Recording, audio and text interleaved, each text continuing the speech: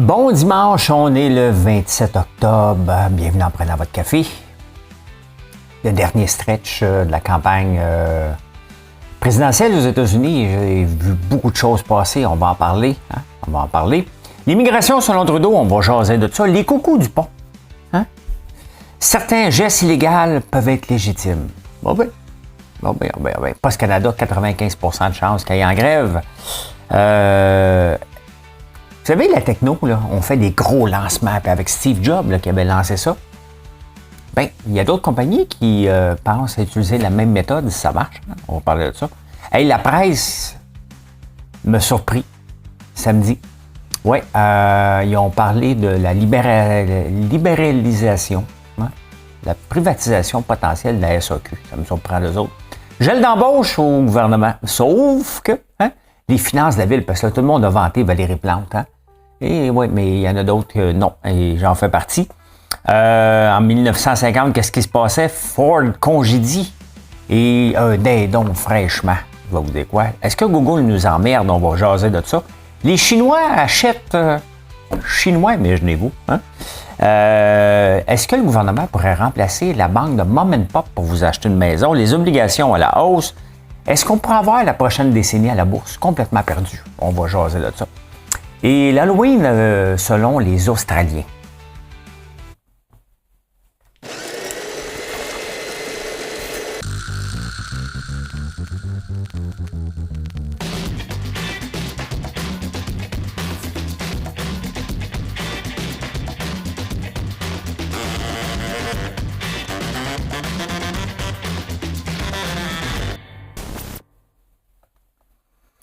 Ben oui, on va jaser de ça. Aussi, il y a eu le croc-dé, tu sais, les fameuses sandales. Là. On va jaser. Il y a un produit qui a fait fureur.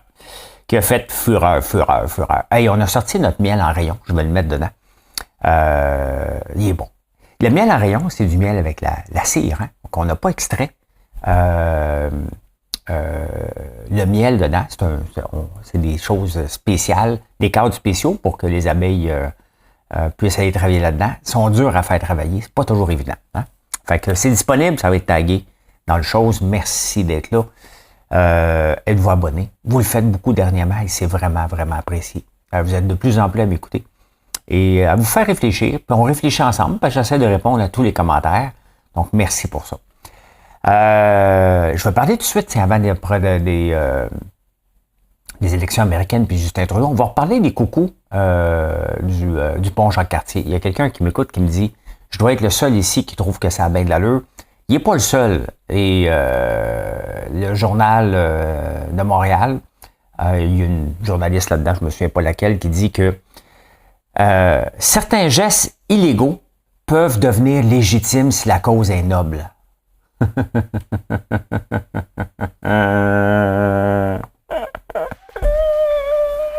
Non, tiens, on va mettre des breaks. C'est à peu près ce que les gens ont fait sur le pont. Non, il n'y a pas de gestes illégaux qui peuvent devenir légitimes. Non et non. Sinon, ça va être le bordel dans la province puis dans le pays. Là, on peut pas. C'est illégal. Même que la police a été extrêmement patiente pour jaser avec eux autres. Ils sont encore en prison. Puis le juge, d'après moi, il était peut-être pris dans le trafic. Et puis, ils leur font payer. Là. Il y en a une qui est libérée, elle n'a pas le droit de manifester. Bien ça va sauter parce que c'est contre le principe de la liberté d'expression au Canada. Là. Ça ne t'offre pas, mais tu sais, c'est comme, tu veux me faire chier, moi te faire chier. C'est à peu près ce que le juge dit en ce moment. Mais il n'y a pas de gestes illégaux qui peuvent devenir légitimes. La cause est noble. Sauver la planète. Bon, c'est noble, c'est sûr. Mais ça commence pas par le Canada. Ça commence par d'autres pays. Le Canada doit donner l'exemple et surtout doit aider. Ne donner l'exemple, c'est pas en nous faisant chier encore avec une paille. Là. M'excuse, là, je dis des mots. C'est dans le dictionnaire. Là. C'est d'aider les pays les plus polluants avec surtout leur énergie en partant. Qu'avant de dire, regarde, on ne produira plus de pétrole ici, mais non, on va en acheter de l'Iran. Regardez ce qui se passe là. L'Irak puis Israël tape sur l'Iran en ce moment. Là. On est-tu vraiment On veut-tu vraiment dépendre de ce genre de pays-là? La réponse est non. Donc, on doit être autonome et en vendre à tous ceux qui sont dépendants de ce genre de pays-là, tout simplement. Et grand débat avec la prise de position, est-ce qu'on prend pour les journaux, est-ce qu'ils doivent dire s'ils votent pour Trump ou Harris? Un peu comme les syndicats ici, là, tu sais, OK, on va voter Bloc québécois. Ben, ils votent tout le temps Bloc québécois, Parti québécois, eux autres, là. Tout le temps. C'est pas comme une surprise là, que les syndicats vont appuyer le Parti québécois. Les syndicats vont toujours appuyer plus la gauche, traditionnellement. Mais là, le Washington Post, qui appartient à Jeff Bezos, a dit non, nous, on ne prendra pas position ni pour Trump et Harris. Et là, le monde se désabonne, le monde chiale. Ça donne quoi d'avoir un éditorial, une section éditoriale avec un éditeur en chef, un éditorialiste en chef? Si vous ne donnez pas votre opinion par rapport à ça, on veut le savoir. Vous voyez, hein, tu es toujours pris. Je suis tombé aussi sur Kevin O'Leary, le dragon, le Shark, de Shark Tank, qui est canadien. Donc, il n'a pas le droit de vote, mais il participe à une table ronde à Fox ou à CNN, un des deux. Et il parle justement d'Elon Musk, qui, lui, vraiment prend position du côté de Trump. Puis il dit, écoute, il nomme pas, mais il dit, tu sais, tu peux pas te mettre 50% de tes acheteurs potentiels à dos. Soyons réalistes. Les gens qui n'aiment pas Elon Musk, est-ce qu'ils sont tous du côté de Harris? La réponse est non. La réponse est non. Mais il y a des tranches, je n'étais pas d'accord avec Kevin O'Leary là-dessus, je suis d'accord avec une certain bémol, c'est qu'il y a des gens qui ne seront jamais des acheteurs. Jamais. Il y en a une partie qui vont acheter. Hein? Québec solidaire déteste les entrepreneurs comme moi. Il nous déteste. Il se lève le matin et il dit quel entrepreneur je pourrais détester. Tu n'es pas syndiqué, tu es un profiteur et tu fais de l'argent sur le dos du pauvre monde. Ça, c'est la vision assumée et dite de Québec solidaire. Donc, est-ce que je vais tout faire pour essayer de convaincre de Québec solidaire que je ne le suis pas? Dans leur vision du monde, les entrepreneurs, c'est des grosseurs. Donc, il n'y a rien à faire. Il n'y a rien à faire. Je ne perds pas mon temps avec ça. Peut-être que Elon Musk a fait ce pari-là. Cette gang-là ne veut rien savoir de moi. Je vais mettre tout mon paquet sur la gang à Trump. Et dans le lot de Trump, j'en ai assez pour faire vivre toutes mes entreprises par beaucoup. C'est peut-être le pari qu'il prend. C'est un pari risqué. Mais en même temps, s'il a fait le calcul et il a dit, ben, la gang qui est là veut rien savoir d'un gars comme moi, est-ce qu'il perd une partie de la population? Ben, il était déjà perdu. Dans les journaux, maintenant, c'est drôle parce que là, les journaux prennent position ici, en tout cas. Hein? Et même de plus en plus. Puis on voit Barack Obama. Hein? Barack Obama, il est partout. Puis à un moment donné, Kamala Harris vient parler, là. Et il est en train vraiment d'essayer de la sortir du trouble parce que la colle, elle pogne pas avec Kamala Harris. Kamala Harris devrait écraser Trump. On s'entend, Trump, c'est un fou, mais on est pogné avec une ricaneuse qui est vide, qui t'écoute ses phrases, puis il n'y a pas de charisme. Hein? Il n'y a pas de grande position. Regardez sur Joe Biden. Elle aurait pu dire, elle s'est fait questionner souvent, est-ce que tu ferais des choses différentes de Joe Biden? Non. Ben oui, mais faut que tu dises oui. Dis, regarde, il a fait une bonne job exceptionnelle, mais voici ce qu'on va faire. Elle n'est pas capable. Est-ce qu'elle va gagner? Je ne le sais pas plus que vous, là. Hein? Je ne le sais pas plus que vous. Elle semblerait être en avance, mais personne ne le sait. Mais dans ce qu'on lit en ce moment, c'est que ça ne colle pas du tout. Et qu'elle est vide. Donc, à suivre, puis l'autre, il est fou. Donc, c'est ça. Hein? Et Justin Trudeau s'est invité sans le savoir.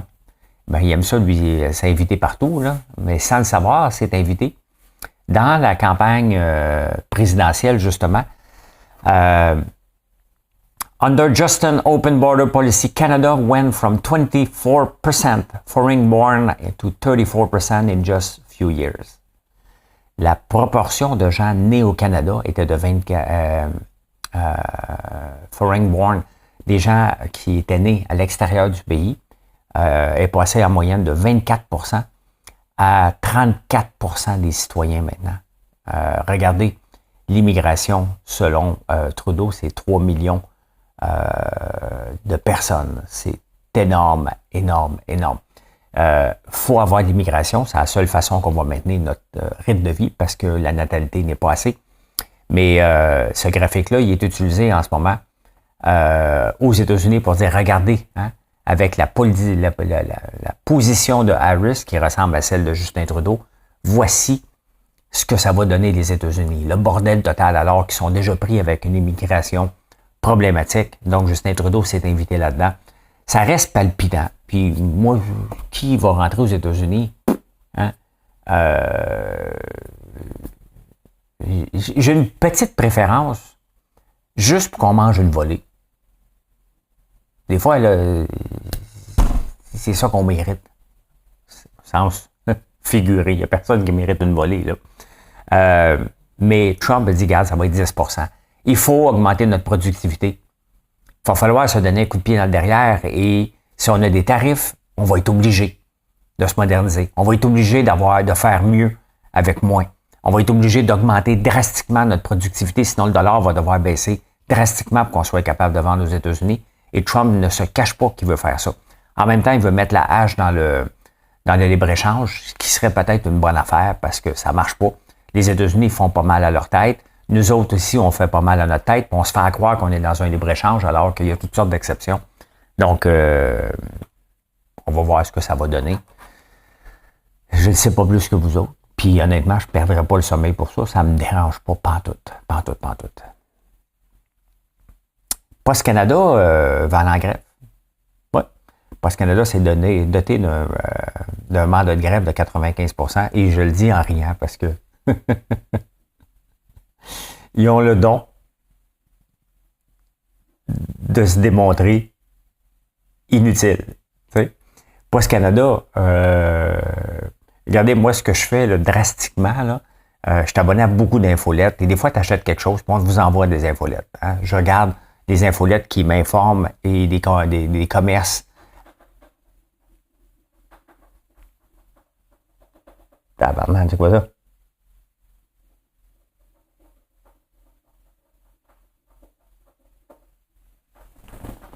Des bruits. On a un peu. Ouais, c'est quoi?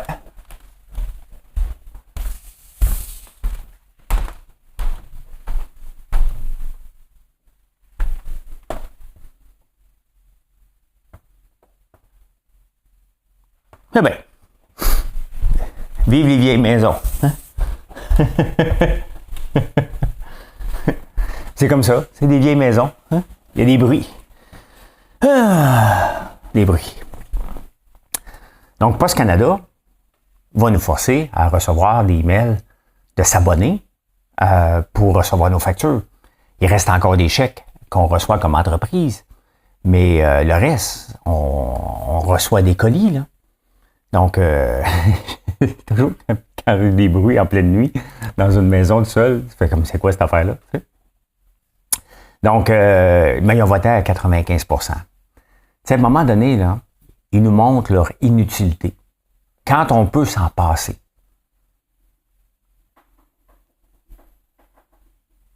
Ben, fatigant, ça. On va vivre avec. On va vivre avec. Vous n'avez pas d'affaire à être dérangé par ça, autant que moi. Je ne sais pas c'est quoi le bruit. Bon, on revient à nos nouvelles. Tu sais, la techno. On voit les lancements de Apple, on voit les lancements de Nvidia même, qui fait des choses. Microsoft maintenant font ça. Toutes les grandes compagnies de techno font des gros lancements avec le gros déploiement, puis tout le monde écoute, puis on capote. Ben Taco Bell vient de l'essayer justement pour annoncer un nouveau burger. Hein? On le fait pas, hein? On le fait juste pour la techno, mais on le fait pas pour annoncer un nouveau café. Imaginez-vous Starbucks qui annoncerait le grand... Tout le monde est là dans la salle, puis tout le monde est en train de capoter pour présenter un café. Ben, c'est des nouvelles façons d'aller rejoindre les gens pour expliquer l'histoire. Parce que lorsque on a une présentation techno, on explique l'histoire, vers où on s'en va, puis tout ça, pourquoi on ne le ferait pas avec des produits? Ben, ça se fait de plus en plus et ça semble fonctionner. Voilà.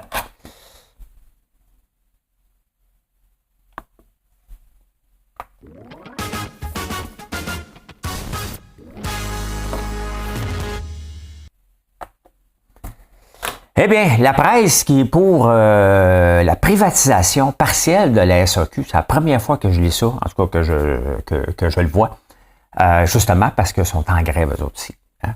Ils font des mandats de grève, puis ils s'en vont dans des boissons sans alcool pour se maintenir des revenus, alors que c'est pas du tout dans leur modèle d'affaires. Hein?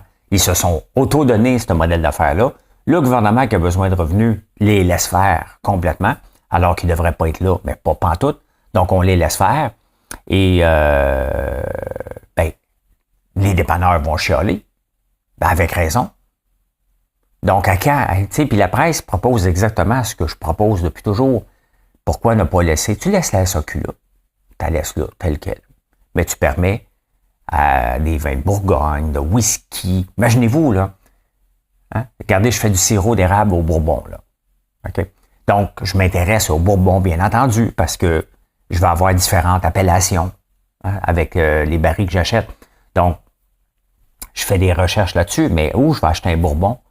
Je ne sais pas, il y en a, bien entendu, là, mais il faut que je fouille un peu. Il faut que j'aille à différentes places. Ce serait le fun de pouvoir aller à une seule place et pouvoir acheter le bourbon en tant que tel avec lequel je fais le baril que j'achète, parce que ça vient de distillerie. Ben, j'aimerais ça pouvoir acheter puis vous en parler, puis après ça, comparer avec le goût, hein, puis vous dire, allez acheter ce bourbon-là pour ceux qui aiment ça.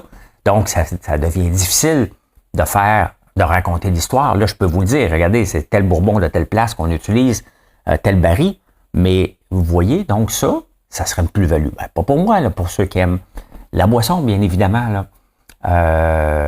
En même temps, ben, ça garantirait des revenus au gouvernement sans voir la problématique. À toutes les fois, je parle de la SAQ, vous me dites non, c'est plus que des placeurs de bouteilles. 80%, ce sont des placeurs de bouteilles. Puis des commis à la caisse. Le reste, ce sont des conseillers ultra qui sont bons, qui sont capables de nous conseiller vraiment. Mais le reste, je veux rien. Mais tu sais, l'affaire, c'est qu'on achète jeudi, vendredi, samedi, dimanche. Vous voulez être là le mercredi à rien faire. Ça ne marchera pas, là. Ça ne marchera pas. Donc, tu sais, plus de grèves qu'ils vont faire, ben plus ils vont montrer que qu'on doit s'en séparer, tout simplement. Il y a un gel d'embauche, puis là, on va en entendre parler à tous les jours à peu près du gel d'embauche dans le gouvernement. Parce qu'à partir du 1er novembre, pas besoin d'embaucher. Ça doit embaucher cette semaine à pleine pelletée. Là. Les petits roitelets là, qui veulent avoir des employés vont certainement y aller all-in. Là, hein? Mais il y a des exceptions. Il n'y a pas de gel d'embauche à SAQ. Il n'y a pas de gel d'embauche l'Auto-Québec. Il n'y a pas de gel d'embauche Investissement Québec. Les Top Gun, là. On a embauché un paquet, ça donne rien. Là. Pas de gel d'embauche chez Hydro-Québec. Il n'y a pas de gel d'embauche pour ci. Il n'y a pas de gel d'embauche pour ça. Quand tu fais un gel d'embauche, là, c'est partout. Sinon, il n'y en a pas de gel d'embauche. Vous allez voir, il n'y a pas. Le nombre d'employés du gouvernement va augmenter encore là, l'année prochaine. Il va augmenter encore. Quand tu fais un gel d'embauche, c'est partout. Il n'y a pas d'exception. Arrange-toi. Arrange-toi. Mais non. OK, tu peux déplacer quelqu'un mettons, de l'Auto-Québec à SAQ. Tu as le droit d'embaucher quelqu'un si l'Auto-Québec met quelqu'un dehors. Tu pourrais, mettons, hein? Mais quand tu fais un gel d'embauche, là, dès que tu mets une exception, ça repart vers la hausse. C'est tellement hypocrite. En plus de ça, je ne comprends pas la CAQ parce que en faisant ça, ben, dès que les gens entendent ça, ils sautent sur l'austérité. C'est pas bon pour la CAQ. Donc, tant qu'avoir des mauvais commentaires, ben, fais-le, gèle partout pour tout le monde. That's it, that's all, c'est réglé. Pas mal plus simple comme ça, puis ça te permet d'aller chercher les économies que les gens vont apprécier par la suite. Les contribuables, lorsqu'on va montrer qu'on reprend le contrôle du budget, là, ça, c'est des points pour la CAQ. Les finances de la ville, hein? On a vanté Valérie, c'est la meilleure qu'on n'aurait pu jamais avoir. Hein? La Chambre de commerce de Montréal n'est pas tout à fait d'accord parce que, bon, le projet Montréal, c'est de la gauche. La gauche, Québec solidaire, c'est la même gang, n'aime pas les entrepreneurs. Donc, c'est certain que... Puis, j'invente pas quand je dis ça, là. Ils n'aiment pas les entrepreneurs. Ils veulent rien savoir d'un entrepreneur. C'est contre leur nature, là. C'est des socialistes qui veulent tout que le gouvernement contrôle, tout le monde est égaux, tous les salaires pareils, sauf pour Gabriel Nadeau-Dubois, qui va avoir un salaire plus élevé que sa co-porte-parole, mais ça, hein, c'est une autre affaire, là.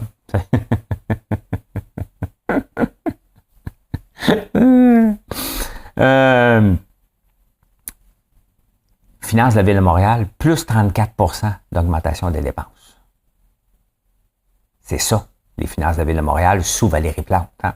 Le contrôle du budget, pas important. Ils n'ont rien à cirer de contrôler un budget. Hein?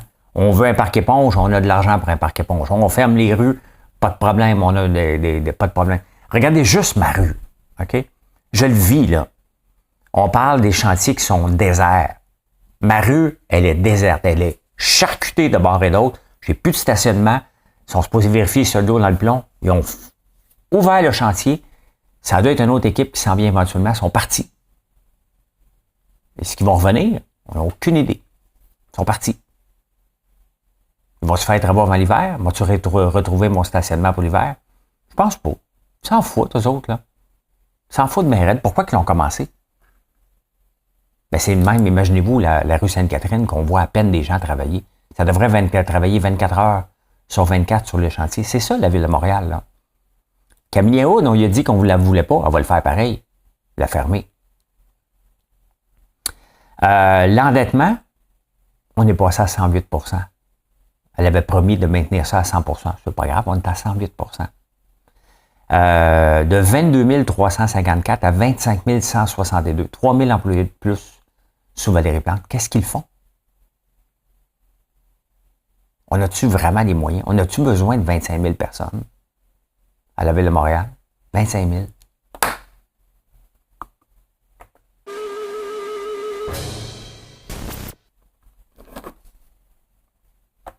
« 25 000 employés à la Ville de Montréal. Pourquoi?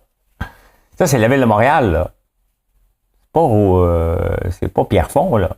Hein? C'est pas les autres villes. C'est juste Montréal. Montréal. Allez, je vous emmène en 1950. Je me demande c'était quoi le bruit. Vieille maison. Il doit y avoir des souris dans les murs. Congédiement à la compagnie Ford. Hein, il prenait pas de chance. Hein, il faisait des abréviations à ce moment-là. La compagnie ne l'écrivait pas, c'était CIE. À Détroit, donc on voit mal l'article. Là, mais il projette de réduire de 13% le nombre de ses employés dans un avenir immédiat. Ford, c'est tout de suite. Là. À cause d'une pénurie d'acier et des restrictions imposées au crédit. Le crédit était trop wide open. Fait que ils ont réglé ça un petit peu. Hein? L'autre nouvelle qui m'a fait rire, parce qu'on dirait plus ça aujourd'hui, là. Désirez-vous encore une délicieuse dinde strictement fraîche, tuée? Hein? On dit plus le mot tuer, là. Hein? Désirez-vous encore une délicieuse dinde strictement fraîche, tuée? C'est drôle. La phrase est drôle en partant, là. Donc, vient d'arriver de France du véritable fromage Pont-l'Évêque, à part de Salut et Camembert chez Odionne et Fils. C'était sur la rue Sainte-Catherine-Ouest, angle Drummond.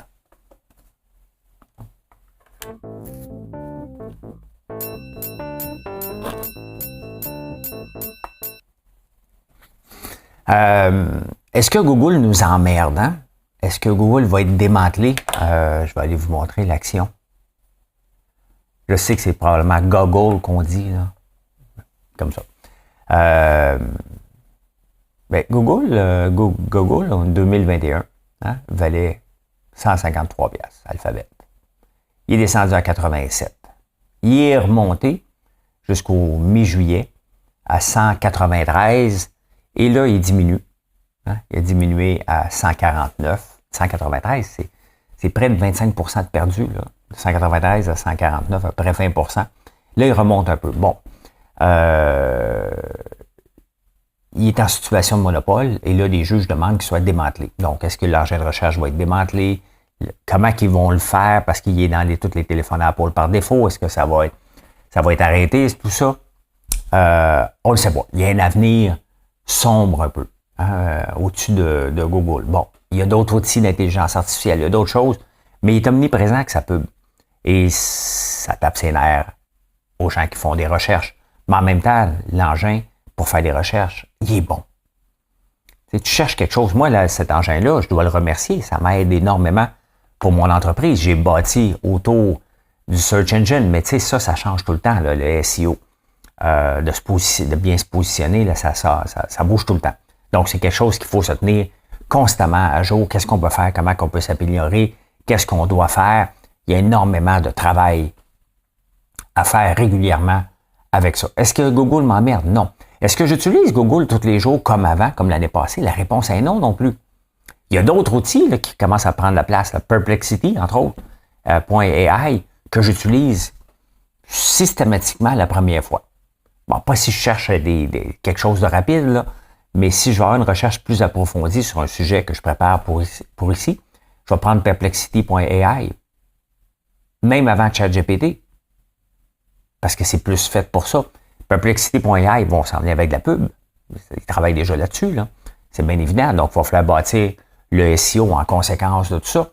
Donc, mais est-ce que Google peut disparaître demain matin? Non.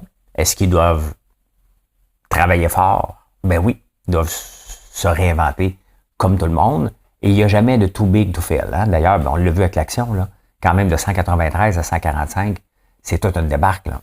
Toute une débarque. Hein? Eh bien, les Chinois achètent de la Chine. Oui. Louis Vuitton en arrache. L'Oréal en arrache. Regardez, L'Oréal a rapporté ses chiffres la semaine passée. Moins 6,5% des ventes. Pendant ce temps-là, Proya, j'ai été voir Proya, qui est une compagnie chinoise que je ne connais pas. Proya, voilà. Beauty Forever, Wonder to Share. Donc, c'est un magasin en ligne de produits de beauté. Je n'ai pas été voir ce qu'ils faisaient, mais leur augmentation des ventes est de 21%. Donc, c'est la même chose avec le café. Hein. Starbucks en arrache mondialement, mais il en arrache là-bas. Il y a d'autres compagnies, eux autres, le café est à peu près 8 piastres là, chez Starbucks, là, en dollars d'ici. Tandis que Luckin est une autre firme en Chine qui sert des Americanos, parce que c'est ça que Starbucks est reconnu, le vendent pour 2 piastres. Tout dollar restant. C'est comme si on allait chez Starbucks payer notre café 2 piastres au lieu de payer 6-7 piastres. Là. Tu sais, ça dépend quel café tu prends. Là. Donc, les Chinois, achètent là. Les Chinois n'achètent presque plus d'auto américaines ou venant d'ailleurs. Ils ont énormément d'auto électriques maintenant. Donc, la Chine achète énormément de ses propres autos électriques. Donc, la Chine est devenue chinoise. Hein? Tout simplement. Ils ont trippé sur les choses extérieures, puis ils vont continuer à en acheter. Mais de plus en plus, ils ont des alternatives haut de gamme, comme ils recherchent, mais à prix abordable. Tout simplement. Donc, ils se relancent là-dessus. Difficile de faire affaire dans des marchés qu'on ne maîtrise pas. Hein? Puis, tu sais, mettons-nous dans la peau québécoise, on verrait des compagnies venir nous vendre du stock dans du stock. On dirait, à un moment donné, on va se prendre en main, là. On va le faire ici, si on peut, là. Si on peut. On ne fera pas des TV ici, là. C'est de la commodité, là. T'sais. Personne capote, hein, sur le fait que toutes nos télévisions sont faites en Chine. Personne. Dès qu'on parle d'une auto, le monde est dans là, je peux pas acheter une auto chinoise. Puis en plus de ça, il y a un logiciel chinois là-dedans. Là. Ils vont nous contrôler. Ben, ils peuvent nous regarder en ce moment avec la télévision si on veut. Là. Ils ont autre chose à faire que ça. Là. Suggestion intéressante de Prével. L'accès à la propriété est difficile. Hein? Ça coûte cher. Il faut mettre une mise de fonds de 20%. Et elle vient avec une suggestion. Pourquoi le gouvernement ne remplacerait pas la banque de Mom and Pop? Parce que les grands-parents et les parents sont de plus en plus sollicités pour aider leurs enfants à acheter une maison. Donc, mettons que mes enfants voulaient acheter une maison, ben peut-être ils viendraient me voir et me disaient « Papa, t'es le plus gentil au monde. » Là, les compliments s'accumulent tranquillement, là, comme un entonnoir.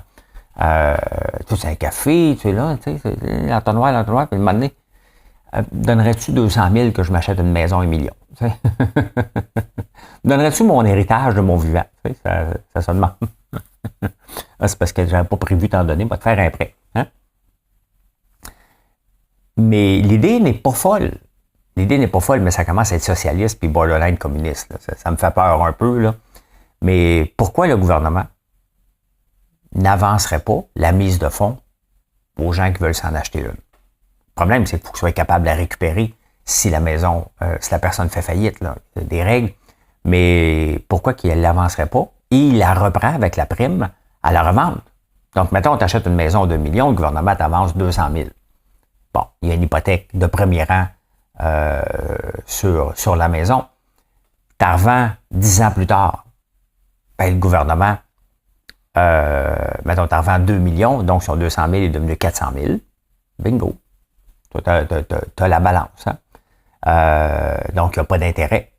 À ce moment-là, il prend la plus-value. Donc, est-ce que c'est fou comme idée? C'est pas fou. C'est pas fou. Si le gouvernement veut l'accès à la propriété, il a beau mettre des règles, ben, pourquoi pas? Pourquoi pas? Mais ça fait un petit peu communiste. Là. Quand le gouvernement commence à te payer des maisons, là, commence à faire peur un petit peu, mais je trouve pas l'idée trop folle. Le problème, là, c'est que c'est pas rentable d'avoir une maison. Je vous le dis puis je vous le répète. Là. Hein? Quand il va y avoir des travaux à faire, le gouvernement ne viendra pas mettre un 20 là, comme un actionnariat normal. Là. Quand tu vas remplacer tes fenêtres, il va juste ramasser la plus-value à la fin quand même. Là. Donc, ça n'arrivera pas, mais je trouve la suggestion assez intéressante pour qu'on en parle. Sauf que c'est communiste socialiste. Là, t'sais. Et ils sont cassés. Hey, je vous amène voir Hot Potato. Pourquoi? Parce que le marché des obligations avec les taux d'intérêt qui diminuent, ben, ça aide le marché des obligations. Et regardez le S&P 500 de Toronto, le TSX, 24,26 sur un an. Le ZSP, donc le S&P 500, 37,66. Action internationale, 6,11. Et le dernier, ZAG, les obligations, 5,45. Ça fait peut-être un mois là, que je parle de Hot Potato. Et quand j'ai commencé à en parler, il y a un mois, il était à 3,69. On était à 5,45. On est monté à 4,03, 4,41, 4,76, 5,11, 5,45. Bon, il y a une autre baisse des taux d'intérêt qui s'en vient. Donc, techniquement, ça va monter encore. Du 6 5 points, c'est pas beaucoup, là. On est plus haut que l'inflation, donc techniquement, notre argent est rentable. Hein? Mais est-ce que c'est le moment d'y aller? Bien, certains analystes disent oui, c'est le moment d'y aller. Mais est-ce qu'on va perdre encore? C'est difficile de prévoir le marché. C'est ce que je vous ai parlé. Si vous essayez de prédire le marché, vous allez rater des opportunités, puis ça va être moins rentable. Mais ça peut arriver qu'on ait une décennie de perdu. Hein? C'est arrivé. C'est arrivé dans le passé. Regardez, j'ai calculé ici, de 2011 à 2009, vous avez mis 1000 $ en l'an 2000 dans le S&P 500. En 2009, il vaut 765. Hey, c'est pas drôle, là. Ça, c'est une décennie complète. 9 ans. On s'en vient, on rajoute à 2010. On est à 765. Notre 1000 $ vaut 836. Il commence à remonter. On s'en va en 2011. 924. Encore à perte. 2012 a bien été. Et on s'en vient à 1172. Donc, ça va avoir pris une éternité. Donc, c'est une décennie de perdu. Est-ce qu'on va en avoir d'autres? C'est un peu comme, l'affaire, c'est que c'est difficile à prévoir. C'est un peu comme les inondations. La hausse, la zone des 1 an, 5 ans, 20 ans, 100 ans. Puis là, maintenant, ils mettent 300 ans. Donc, c'est un peu ça. C'est que c'est difficile, mais ça va arriver. Maintenant, c'est décourageant pendant... mais si tu l'avais gardé pendant 20 ans, de 2000 à 2020, ton 1000 $ serait devenu 3039 avec un taux de rendement de 5,7, ce qui n'est pas énorme. Hein? Donc, 2000 à 2009 est une décennie perdue complètement. Si tu avais commencé en 2009 à mettre de l'argent, on est en 2020, tu aurais eu un rendement de 13%. Donc, de 2000 à 2009, on a du moins 3, après ça, on a du 13% qui donne un 5.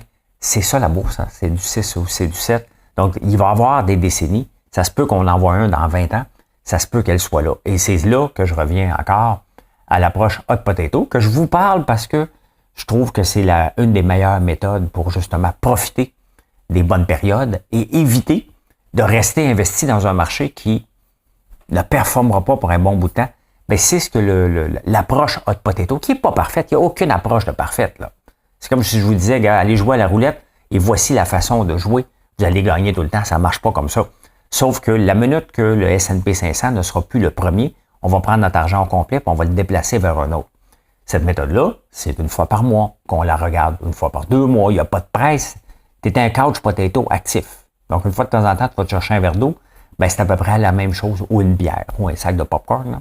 Donc, c'est un peu la même chose que là. Puis ça se peut que dans la décennie justement de 2000 à 2009, les obligations étaient plus rentables que les actions. Donc, ça se peut qu'à un moment donné, tout ton argent soit en obligation. Mais pas à vie, tout simplement. Donc, moi, c'est l'approche que je regarde, l'approche Livermore, qu'on attend que l'événement soit arrivé avant de prendre position, au lieu de dire, il y a ça qui s'en vient, je vais être proactif.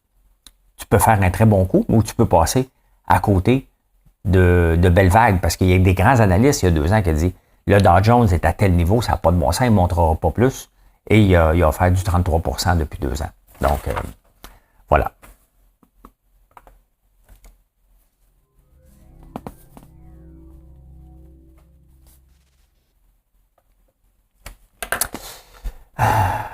Vous savez, l'or, là, pas l'or, O-R, l'or, A-R-T, l'or, tu sais, celui qu'on regarde, le tableau. Là. Vous savez que je me moque souvent des gens qui vont au musée et qui regardent comme ça. Je suis tombé sur un sketch de Simon Gouache, puis il faisait la même chose que moi. Je ne suis pas le seul à l'avoir fait. Là.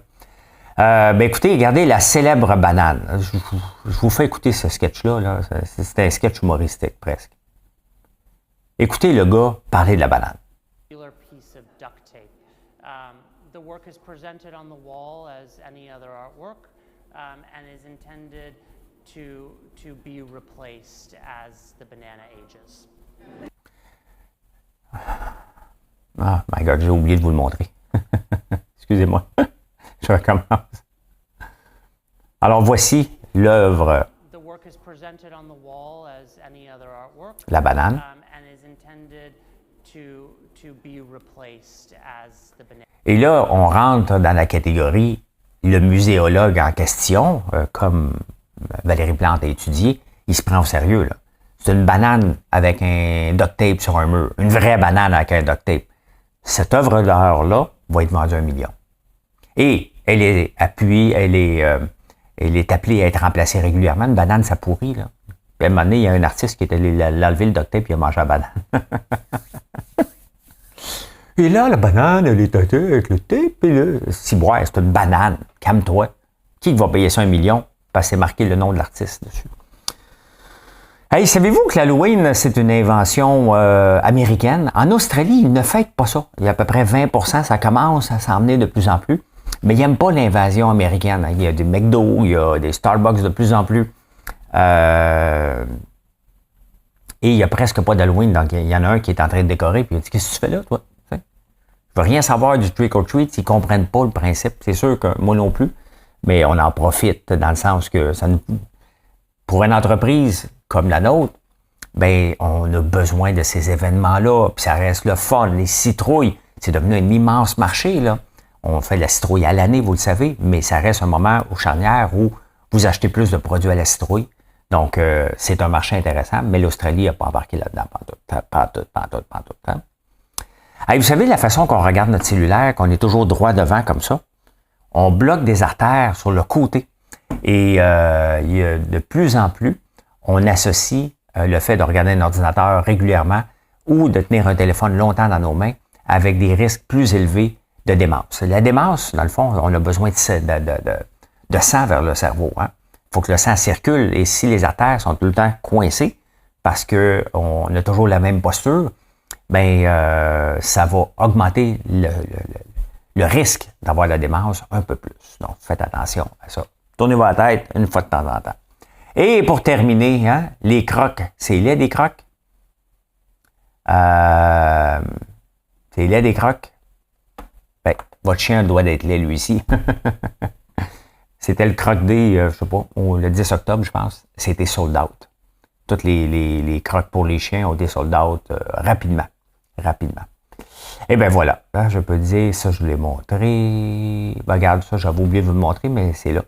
les Lost Decades, là, j'ai oublié de vous montrer ce graphique-là, de 1940 à 1960, 1960 à 1970, c'était une décennie de perdu. 1970 à peu près à 2000, de 2000 à 2009, donc il y en a, ça revient assez cyclique malheureusement, là, à 40, à peu près tous les 40 ans. On est correct, mais on ne le sait pas. Demain matin, on peut tout perdre, pas tout perdre demain matin, ça peut dégonfler, mais on ne le sait jamais. Mais moi, je peux dire ceci. Mission accomplished. Merci d'être là. Venez nous voir sur françoislambert.one et je vais mettre le miel en rayon. Si vous êtes encore là, c'est vraiment apprécié et je vous souhaite une excellente journée.